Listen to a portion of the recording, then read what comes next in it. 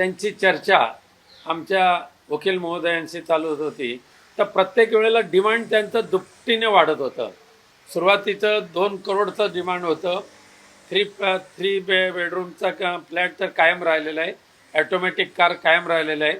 2च्या नंतर डायरेक्ट 5 करोडवर आलं आणि 5 करोडवरच्या नंतर ह्याच याच्यामध्ये तिने जे दिलं आहे, काल जे वाचून दाखवलेलं आहे, 10 करोड रुपये.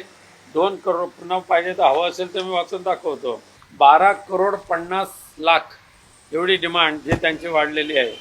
50 लाख, 5 लाख दर महिन्याचे 5 लाख रुपये, 50 लाख एक रकमी, 10 करोड एक रकमी, पुन्हा 2 करोड एक रकमी आणि प्लस दरमहा भाडं 1 लाख रुपये.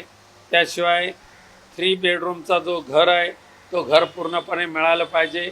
त्याचं EMI जे आहे ते मी भरणार नाही, ते तुम्हीच भरलं पाहिजे. अशा पद्धतीचे जे डिमांड ठेवलेले आहेत ना, त्या पूर्ण करून घेण्यासाठी हे खोटे नाटे अशा पद्धतीची बनावगिरी करून केलेले आरोप आहेत.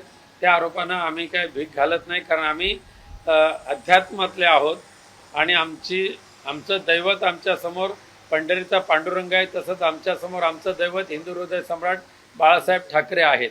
त्यामुळे आम्हाला ह्या 2 दैवताशिवाय इतर कोणाच्याकडे जाण्याची आवश्यकता पडत नाही. कुलदेवता ग्रामदेवता तर आपल्या असतातच कोकणातल्या, आणि त्यांच्याकडे जाणं म्हणजे काही गुन्हा ठरत नाही. त्यांचं दर्शन घेणं ते आता माझा पोलीस खात्यावर पूर्ण विश्वास आहे, न्यायालयावर माझा पूर्ण विश्वास आहे. ज्यांची नावं त्यांनी दिलेली आहेत त्यांना ज्यावेळेला पोलीस चौकशी करतील त्यावेळेला ते समोर येईल. त्यामुळे ह्यांच्या बकवासगिरीवर विश्वास ठेवण्यापेक्षा मी पोलिसांच्या चौकशीवर माझा विश्वास आहे, त्यांनी चौकशी करावी. वकिलांच्या सांगण्यानुसार आम्ही पुढचं करू, पण न्यायदेवतेने ज्या वेळेला बोलवेल त्या वेळेला आम्ही न्यायदेवतेसमोर नम्रपणे हजर राहणार आहोत.